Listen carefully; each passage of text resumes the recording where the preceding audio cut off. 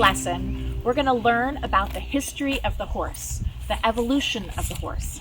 You might ask, why is it important for me to know about the history or evolution of horses?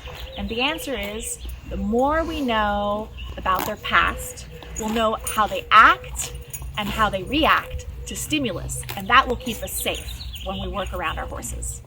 The history of horses started about 30 million years ago. They were small mammals that lived in the forest, and they were the size of a medium-sized dog. Instead of hooves, they had several fingers. Horses moved from the forest, where they could hide from their predators, to meadows, where they were more visible to their predators. So they had to evolve, which means they had to grow longer limbs, they had to get taller, they had to change their feet to hooves so they could move more quickly away from their predators. Horses evolved into the animals that we have today. Have you ever looked at your horse's leg and wondered what this was? I'm talking specifically about the chestnut here and the ergot here. These are signs of the horse's ancestors when they used to have fingers instead of hooves. Today's horses, like their ancestors, have small stomachs for their size, and this is why horses spend about 12 hours a day eating. They mostly eat grasses and hays with a little bit of grain and some fruit. Horses really love apples, and they also like carrots.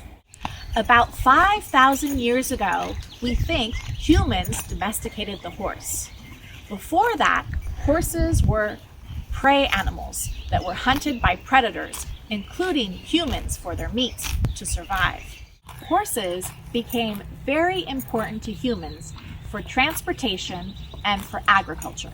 However, horses continue to display characteristics of wild horses and prey animals.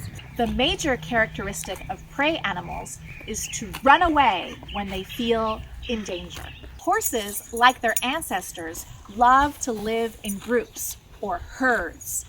And for their well-being, it's important that they have regular interaction with other horses.